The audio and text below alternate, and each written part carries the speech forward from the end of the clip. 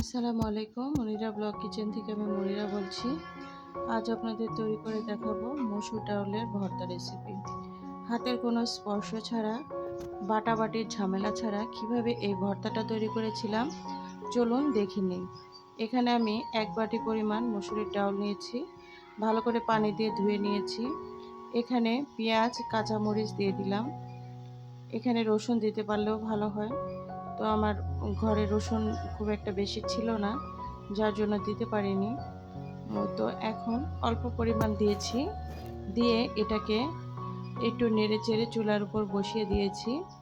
আর এটা জাল হতে থাকবে প্রায় 15 মিনিটের মতো। মিডিয়াম আঁচে এটাকে জাল করে নিব। একটু হলুদ দিয়ে দিলাম, হলুদ দিয়ে এখানে লবণ দিব না, লবণ ছাড়া এটাকে সেদ্ধ করে নেব। তো এখানে আমি প্রায় 10 মিনিট জাল করে নিয়েছি, আর এরকম সেদ্ধ হয়ে গিয়েছে দেখতেই পাচ্ছেন স্কিনে। তো এটাকে একটু নেড়েচেড়ে দিতে হবে। আর আপনারা যদি চান এই পর্যায়ে এখানে লবণ অ্যাড করতে পারেন। এই পর্যায়ে লবণ অ্যাড করলে এটা আরও দ্রুত একদম সুন্দর মতো ফ্রাই হয়ে যাবে। তো এখানে পানির পরিমাণটা কিন্তু খুব বেশি দেওয়া যাবে না, যে পরিমাণে ডাল দিবেন তার ডাবল পানি দিবেন, তাহলেই হয়ে যাবে। তো এখানে আমি আরও কিছু সময় জাল করে নেওয়ার পরে লবণটা দিয়ে দিলাম। লবণটা দেওয়ার পরে একটু নেড়েচেড়ে নিতে হবে। তো এখন এটাকে নামিয়ে রেখে আমি এখানে কড়াইয়ের মধ্যে পেঁয়াজ, রসুন, শুকনা মরিচ দিয়ে দিয়েছি। আমি কিন্তু ডাউলটা সেদ্ধ করার সময় কাঁচামরিচ দিয়েছি, যার জন্য এখানে আর কোনো প্রকারের কাঁচামরিচ ইউজ করছি না। তো এই ভর্তাটার মূল আকর্ষণ হচ্ছে এই জিনিসটা। তো ভর্তাটা তৈরি করার সময় যখন আপনারা এই যে পেঁয়াজ, রসুন আর শুকনা মরিচটা ফ্রাই করে নেবেন, এই ফ্রাই করার ফ্লেভারটাই কিন্তু ভর্তাতে অনেক সুন্দর একটা টেস্ট এনে দিবে। এখানে একটু জিরা দিয়ে দিলাম, জিরাটা দেওয়ার চেষ্টা করবেন, এতে করে ভর্তাটা খুবই ভালো লাগবে। যখন আপনারা ভাত খাবেন আর ভাতের খাওয়ার সময় জিরাটা দাঁতের নিচে পড়বে, অনেক ভালো লাগবে খেতে। তো যদি যারা পছন্দ করে না জিরার ফ্লেভারটা, তারা স্কিপ করতে পারেন। তো এখন এটাকে আমি নেড়েচেড়ে নিচ্ছি, লাল লাল করে ফ্রাই করে নিব। যতটা সম্ভব লাল লাল করে নেবেন, তবে অবশ্যই লক্ষ্য রাখবেন যেন পুড়ে না যায়, পুড়ে গেলে কিন্তু ভালো লাগবে না। তো আমি একটা সুন্দর কালার নিয়ে আসা পর্যন্ত এটাকে ফ্রাই করে নিয়েছিলাম। তো এই যে দেখুন সুন্দর মতো ফ্রাই হয়ে গিয়েছে, সুন্দর একটা কালার চলে এসেছে। তো এ পর্যায়ে আমি এটাকে আর একটু 2-3 সেকেন্ডের মতো নেড়েচেড়ে এখানে আগে থেকে সেদ্ধ করে রাখা ডাউলটা দিয়ে দিলাম। তো ডাউলটা দেওয়ার পরে এটাকে সুন্দর করে মিক্সড করে নিতে হবে। এখানে কিন্তু কোনো প্রকার আপনার হাত ব্যবহার করতে হবে না, বা ম্যাশার কোনো কিছুই ব্যবহার করতে হবে না। এই ভর্তাটা সুন্দর মতো এখানে হয়ে যাবে।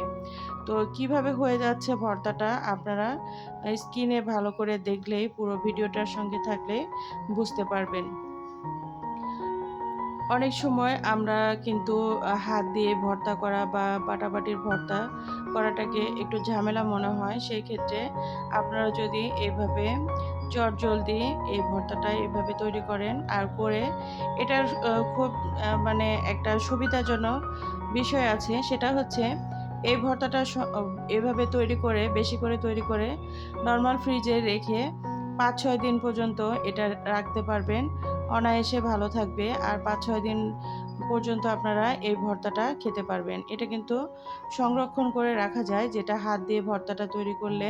সেই ক্ষেত্রে হয় কি, এখানে কাঁচা পেঁয়াজ যেহেতু ব্যবহার হচ্ছে না, সেই ক্ষেত্রে এটা সংরক্ষণ করে রাখা সম্ভব। আর আপনারা হাত দিয়ে ভর্তা যেটা করবেন, সেই ক্ষেত্রে ভর্তাটা বেশিদিন থাকবে না, বা কাঁচা পেঁয়াজগুলো দিলে কিন্তু ভর্তা বেশিদিন থাকে না। তো সেটা আশা করি আপনাদের একটা খুব উপকারে আসবে। বেশি করে ভর্তা তৈরি করে যদি রেখে দিতে পারেন। সকালে আসলে আমরা তো সাধারণত ভর্তা ভাত খেয়ে অভ্যস্ত বাঙালি মানেই। তো সেই ক্ষেত্রে আপনারা এই ভর্তাটা আর এর সঙ্গে যদি একটা ডিম ভাজি করে নিতে পারেন, তাহলে কিন্তু সকালে ভাত খাওয়া হয়ে যাবে। এছাড়াও যদি দুপুর বা রাতে এই ভর্তাটা সাইড হিসাবে রাখতে পারেন, এই ভর্তাটা দিয়ে কিন্তু আপনাদের আ অনেকটা ভাত খাওয়া হয়ে যাবে। তো এখন দেখুন ভর্তাটা নাড়তে নাড়তে এরকম কিন্তু শুকিয়ে আসবে। তো এই ভর্তাটা তৈরি করা একটু ডিফিকাল্ট, যে এটা এইভাবে নাড়তে নাড়তে শুকিয়ে নিয়ে আসতে হবে। যে যখন দেখবেন পুরোপুরি প্যান থেকে একদম ছেড়ে ছেড়ে আসবে, সে পর্যায়ে মনে করবেন যে ভর্তাটা একদম রেডি হয়ে গেছে। কারণ যে পানিগুলো আছে সম্পূর্ণ পানিগুলোকে এভাবে নেড়ে নেড়ে শুকিয়ে নিতে হবে। তাহলে কিন্তু এটা সংরক্ষণ করে রাখা সম্ভব। অনায়াসে ১ সপ্তাহ আপনারা রাখতে পারেন, কোনো সমস্যা নেই। ১ সপ্তাহ পর্যন্ত এই ভর্তাটা ভালো থাকবে। কারণ এটার হাতের কোনো স্পর্শ ছাড়াই এই ভর্তাটা তৈরি করা হয় এজন্য। তো এই যে আমি ভর্তাটা নাড়তে নাড়তে একদম আঠালো করে ফেলেছি। আর এখন কিন্তু নাড়তে আমার একটু কষ্ট হচ্ছে, কারণ এটা একদম এ টাইট হয়ে এসেছে, শুকনা শুকনা হয়ে এসেছে।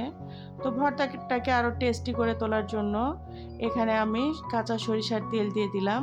কাঁচা সরিষার তেলটা দেওয়ার কারণে ভর্তাটা অনেক বেশি টেস্টি হয়ে গিয়েছিল। তবে কাঁচা সরিষার তেলটা দেওয়ার পরে ভর্তাটা কিন্তু যতটা টাইট হয়েছিল আবার একটু ছেড়ে দিবে। তো সেই ছেড়ে দেওয়া ভাবটাও দূর করতে আপনাকে আরো জাল করে নিতে হবে। আবারও একটু শক্ত শক্ত ভাব নিয়ে আসা পর্যন্ত এটাকে নেড়েচেড়ে নিতে হবে। দেখতেই পেলেন কত সহজে আমি এই ভর্তাটা তৈরি করে নিয়েছি। আর কত টেস্টি যে হতে পারে সেটা আপনারা না তৈরি করলে বুঝতে পারবেন না যে কি পরিমাণ টেস্টি হয়ে থাকে। তো এই ভর্তাটা আমার হাসব্যান্ড আ যখন মেসে থাকতো সে এটা অনেক তৈরি করে খেত। আ তার মায়ের কাছ থেকে তার শেখা। তো সে এটা খুবই পছন্দ করে। যার জন্য মাঝে মধ্যে আমি এই ভর্তাটা তৈরি করি। তো এটা ছোট বড় সবার খুব পছন্দের একটি ভর্তা। এই যে ভর্তাটা একদম রেডি। এখন পরিবেশন করে দেখাচ্ছি। দেখুন, মাশাআল্লাহ আমার ভর্তাটা একদম রেডি। আর এই যে আমি পরিবেশন করেছি। গরম গরম ভাতের সঙ্গে এটার কোনো জুড়ি নেই। একদম খুব একদম অসাধারণ একটি ভর্তা। তো ভালো থাকবেন। আল্লাহ হাফেজ।